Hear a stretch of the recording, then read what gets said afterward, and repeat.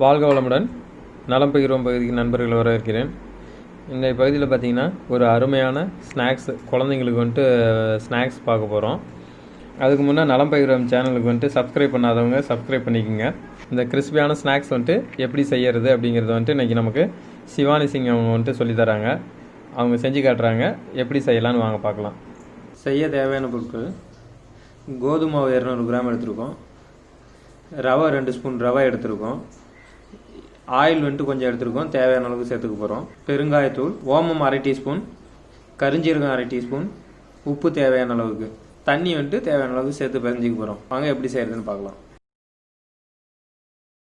கோதுமை மாவில் ரவை சேர்த்துருக்கோம், அடுத்து பெருங்காயத்தூள், உப்பு கொஞ்சமாக சேர்த்துக்கிறோம், கரிஞ்சீரகம்,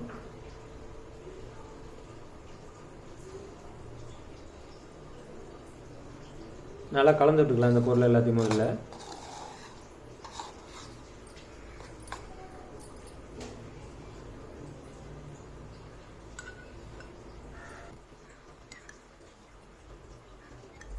ரெண்டரை டீஸ்பூன் அளவுக்கு எண்ணெய் சேர்த்துருக்கோம். இது எல்லாத்தையும் நல்லா கலந்து பிசைஞ்சு விட்டுக்கலாம்.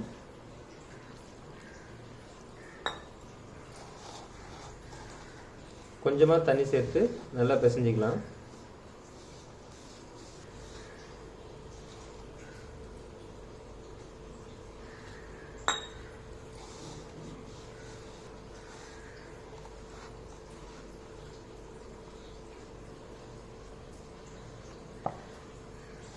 மாவு நல்லா அழுத்தி பிசைஞ்சு விட்டுக்கலாம்.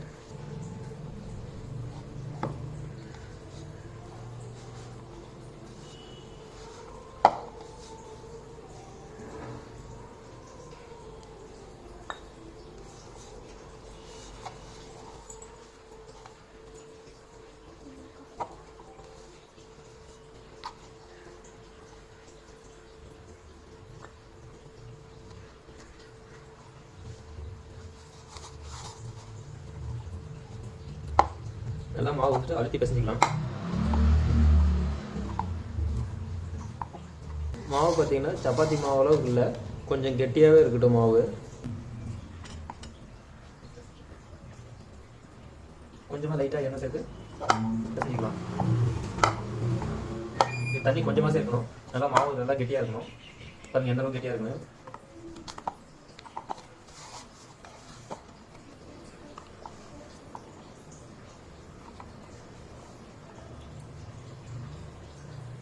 மாவு பாருங்கள் எவ்வளோ கெட்டியாக இருக்குன்னு.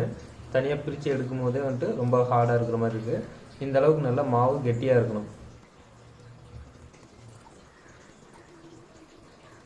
மாவு கை எடுத்து அதை நல்லா ஊட்டி செய்கிறாங்க.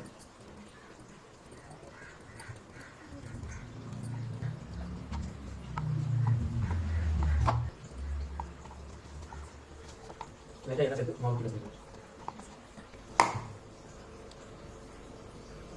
மாவு பதம் பாருங்கள் ரொம்ப கெட்டியாக நல்லா ஹார்டாக இருக்குது.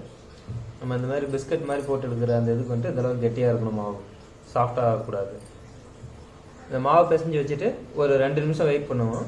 2 நிமிஷம் கழிச்சு தான் நம்ம உருட்டி அந்த பிஸ்கட்டாக கட் பண்ணி போட போகிறோம். ஒரு 2 நிமிஷத்துக்கு அப்புறம் பார்த்தீங்கன்னா மாவு தனியாக கொஞ்சமாக எடுத்துருக்காங்க. பார்த்தீங்கன்னா மாவை கொஞ்சமாக கையில் எடுத்து தனியாக பிசைறாங்க. அந்த மாவு 3 பார்ட்டாக பிரிச்சுருக்காங்க. ஏன்னா நம்ம சப்பாத்தி கட்டையில் வச்சு தேய்க்கிறதுக்கு வசதியாக இருக்கும், அதனால 3ஆக பிரிச்சுக்கிறாங்க. அது பிரிச்சுட்டு அதை நல்லா கையில் வச்சு நல்லா அழுத்தி பிசைறாங்க கையில். இது நம்ம வர மாவு பயன்படுத்த போகிறதில்ல, அதனால் கொஞ்சமாக எண்ணெய் எடுத்து அந்த உருட்டுற ரோலருக்கும் கட்டையிலையும் தடவி இருக்கிறோம்.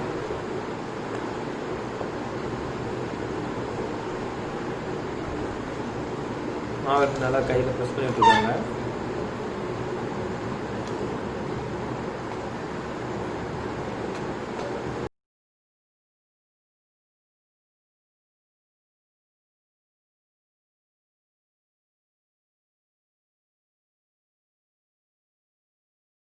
பாருங்க இந்த அளவுக்கு மொத்தமாக தேய்ச்சி எடுத்துக்கோங்க.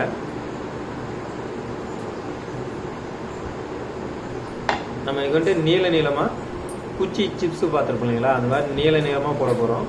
அதனால் நீளமாக வெட்டுறாங்க. உங்களுக்கு என்ன ஷேப்பு தேவைப்படுதோ அந்த மாதிரி நீங்கள் வெட்டிக்கலாம். ரவுண்டு, ஸ்கொயரு, இந்த மாதிரி வேணால் வெட்டிக்கலாம். அடுப்பில் ஒரு நல்ல அடிக்கனமான வானல் வச்சுட்டு அதில் எண்ணெய் சேர்த்துக்கலாம். எண்ணெய் நல்லா ஃபஸ்ட் நல்லா சூடு பண்ணிவிட்டு அதுக்கப்புறமா எண்ணெயை வந்துட்டு ஆஃப் பண்ணி வச்சுக்கலாம்.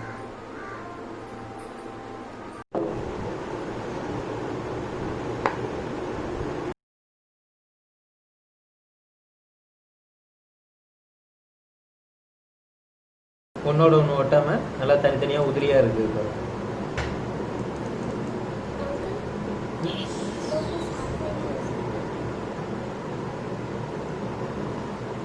பாருங்க எல்லாம் தனித்தனியாக பூ மாதிரி உதிர்ந்து வருது. எண்ணெய் நல்லா சூடாகிடுச்சு, உள்ளே போட்டோன்னே மிதந்து வருது. அதனால் இப்போ வந்துட்டு ஆஃப் பண்ணியிருக்கோம். ஆஃப் பண்ணிவிட்டு இப்போ இந்த இதெல்லாம் சேர்த்துக்கோம். இப்போ வந்துட்டு எல்லாத்தையும் சேர்த்துட்டு திரும்ப ஸ்டவ்வை பற்ற வச்சுருக்கோம். ஃப்ளேம் வந்துட்டு கொஞ்சம் மீடியம் ஃப்ளேம் அளவுக்கு வச்சுக்கலாம். ஏன்னா ரொம்ப சூடாக இருந்ததுன்னா, எண்ணெய் ரொம்ப சூடாக இருந்ததுன்னா மேல் பக்கம் எல்லாம் வந்துட்டு வெந்து தீஞ்சிடும், உள்ளுக்குள்ளே வந்து சரியாக வேகாத போயிடும்.